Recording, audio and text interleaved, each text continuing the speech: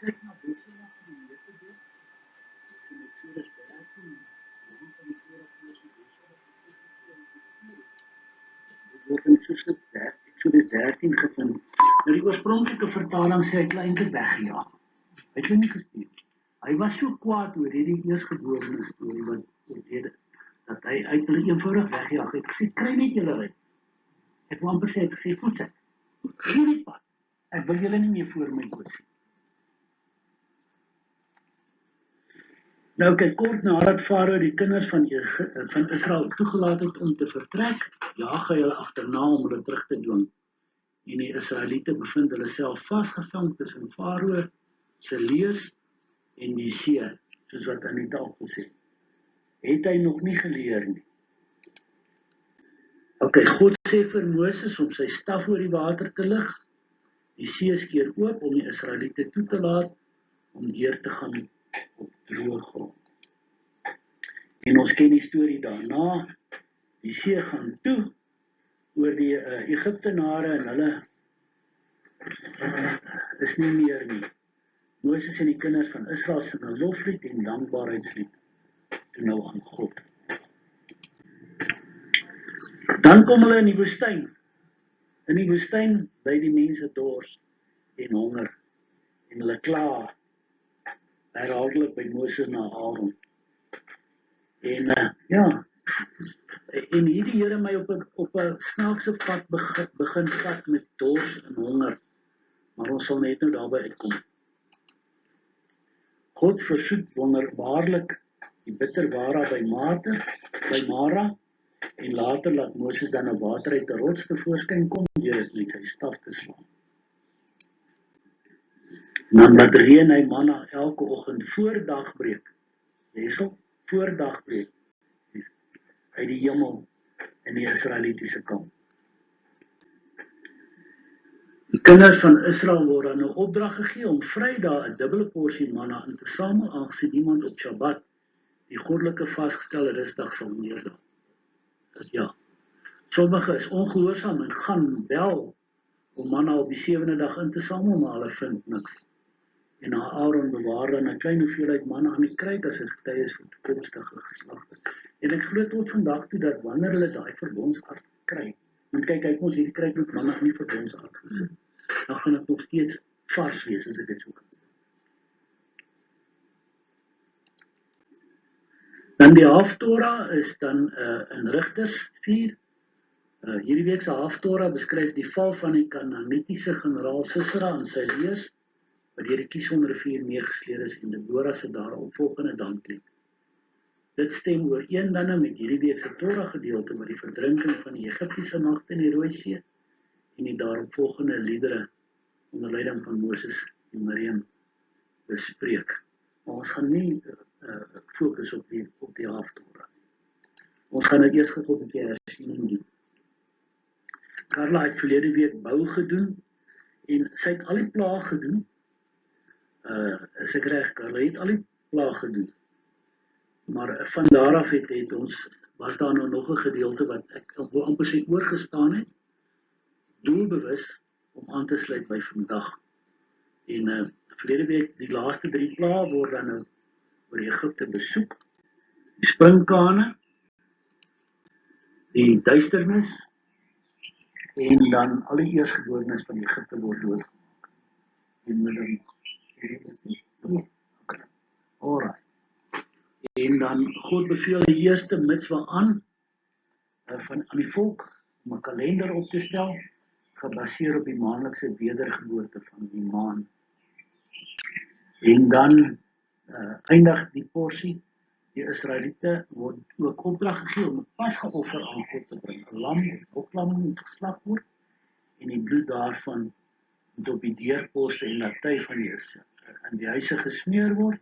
En dan moet hulle ongesuurde brode, vinnig ongesuurde brode maak. Nou ongesuurde brode word nie altyd so vinnig gemaak nie, glo my. Maar ons kom daarby. Ok, kom ons nou kyk bietjie na die Torah porsie bou en die Torah porsie wekselag. So op 'n vergelykende wyse. Nou, daar word vreeslik baie gefokus op die bloed, as ek dit so kan stel, van die verlede week se Torah porsie. En dan in die week se Torah porsie is dit nou meer water. Maar dit is vir my interessant geweest om die vergelyk te tref tussen die bloed en die water, wat vir my 'n hele nuwe veld oopgemaak het. In die Bybel simboliseer water en bloed die tweeledige aard van verlossing. Bloed verteenwoordig verlossing, versoening vir sonde en die uitgestorte lewe van Christus. Water, reiniging, suiwering en die oordra van nuwe geestelike lewe, dit word daar in water gesimboliseer. Saam verteenwoordig hulle die volle werk van Christus en die fundament van die gemeente of dan die bijeenkoms, soos wat ons vandag het. Nou, Parasha bou, slag 'n lammetjie en smeer die deurposte, sy huise en deure met die bloed. Daar praat ons van die bloed. En oor die algemeen word daar baie meer van bloed gepraat as van water. Beshalach in die woestyn lei die mense dors en later laat Moses water uit 'n rots tevoorskyn kom deur dit met sy staf te slaan. Kom ons fokus bietjie op daai watergedeelte. Die aspekte van water in die woord. Water bring lewe en redding. Water onderhou fisiese lewe en lewende water beteken metafories geestelike lewe en redding van Jesus wat geestelike dors les. Dit kan ons gaan lees in Johannes 4 vers 14 en dan 7 vers 38. En dan 'n tweede aspek van water is reiniging en suiwerheid. Water vat fisiese onsuiverhede weg. Weet as die mense, ons het ook al die detox ding gedoen, dan moet jy mos baie water drink. En dan vat dit nou al die onsuiverhede weg. Wat geestelike reiniging van sonde en suiwering deur God se woord simboliseer. Dit kan ons gaan lees daar in Esegiel 36 en Efesiërs 5. En dan die Heilige Gees, Yeshua se lewende water verwys na die Heilige Gees wat verkwikking, geestelike lewe en transformasie bring. As ons gaan kyk na Johannes 7 vers 38 en 39. Dan nog aspekte van water. Dit verteenwoordig God se teenwoordigheid en seën. Strome water in die woestyne dui op God se voorsiening, seën en sy lewegewende gees in 'n dorre wêreld. Jesaja praat daarvan oordeel en moeilikheid. Ja, water kan vernietigende magte, vyande of oorweldigende probleme verteenwoordig, soos die vloed in Genesis of die waters wat iemand in psalms oorswelg. Psalm 69 gelees daarvoor. Ek kan al hierdie skrifte vir julle op die groepie sit. Dan kan julle dit rustig gaan lees. Terwille van tyd gaan ons dit nie elkeen lees nie. Maar as sommer net kan kyk oor wat het nou met water gebeur daar in die Kreerwoudtuin oor die kragtige vernietigende krag van water. En dan nog 'n aspek van water is vernuwing en 'n nuwe begin. As ons dink aan die doop, wat gebruik water om 'n nuwe lewe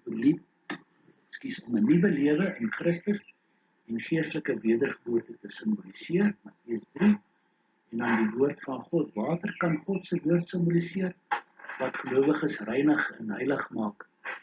Dit staan in Efesiërs 5:26.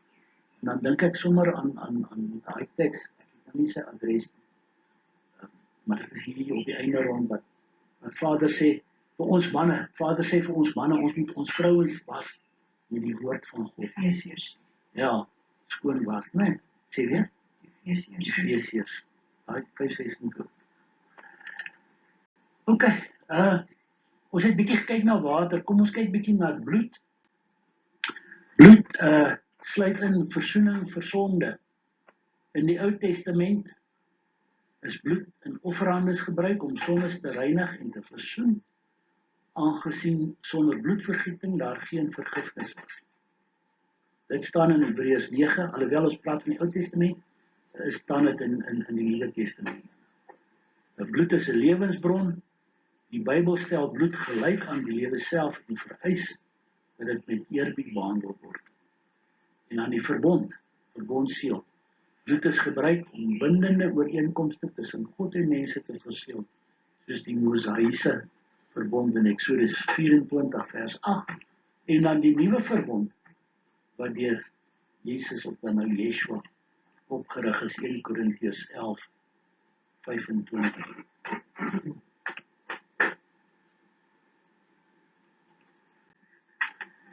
Nog aspekte van bloed, beskerming en verlossing, die bloed van die lam in die Pasga, ons is op pad soontoe, ek en jy sal het eergister daaroor gepraat, oor 11 weke is dit Pasga.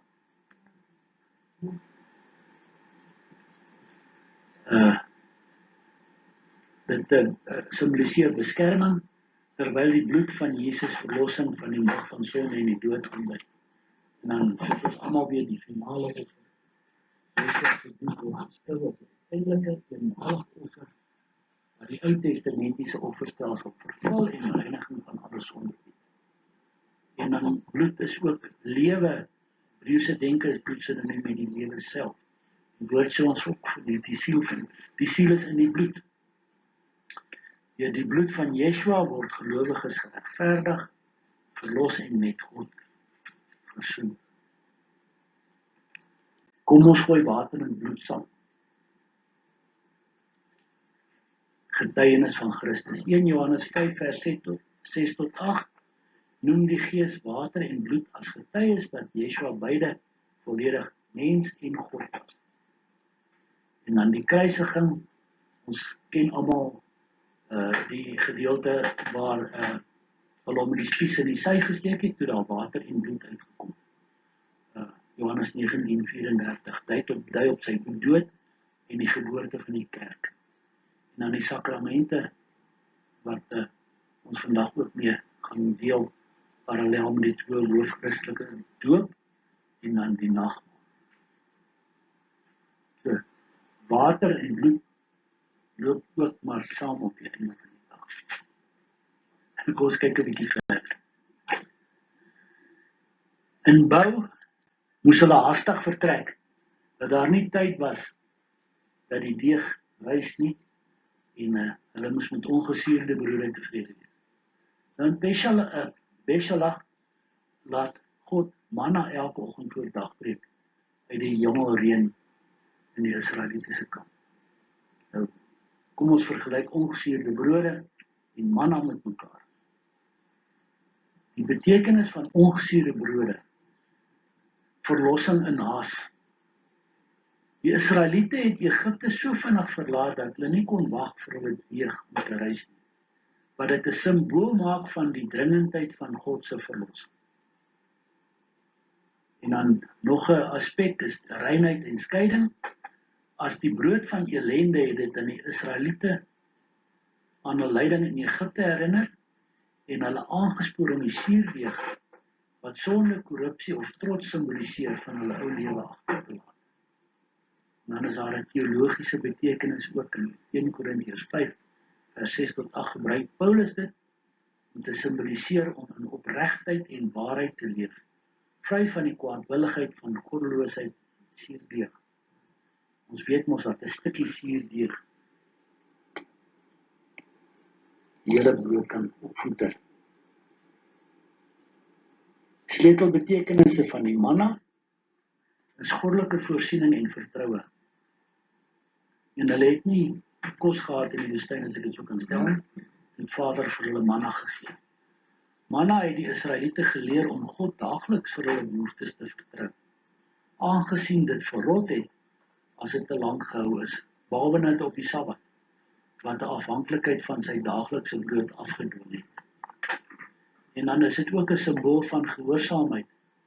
Die instruksies om dubbel op die 6de dag te versamel en niks op die 7de dag, het die belangrikheid van die Sabbat en gehoorsaamheid aan God se gebooie beklemtoon. En dan ken ons almal die gedeelte van die mens sal nie van brood alleen lewe nie.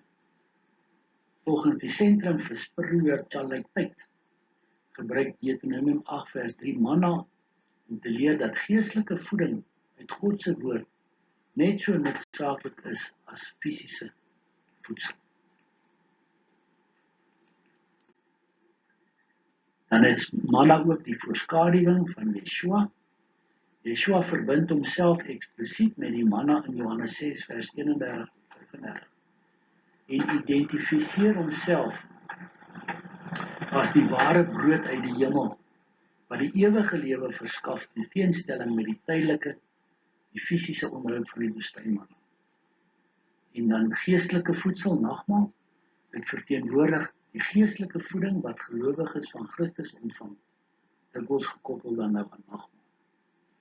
Manna het vir 40 jaar geval. Ek het dit nooit besef nie. Hulle het vir die volle 40 jaar elke dag aan 'n manna gekry.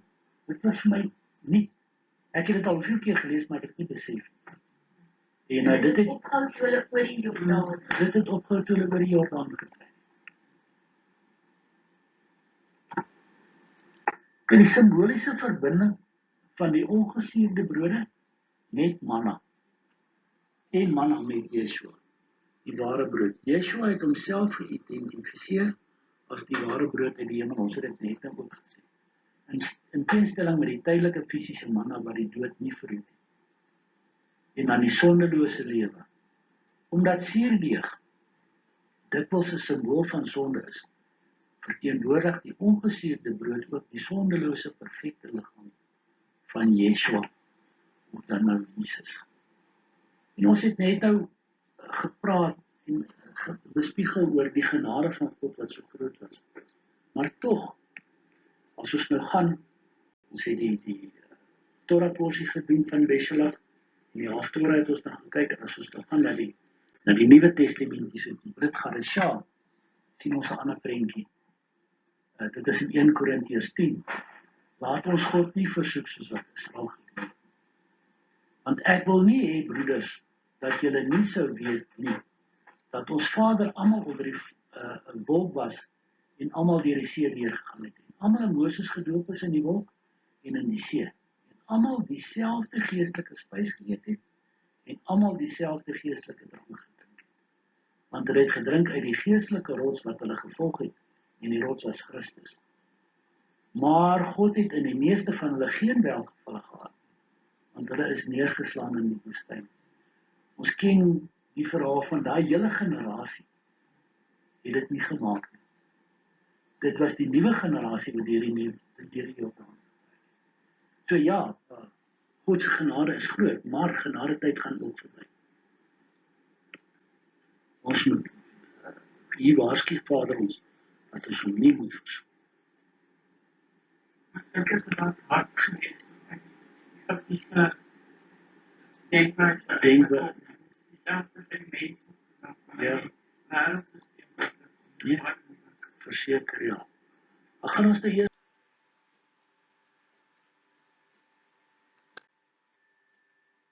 hier kan die weerkusyn en die brode.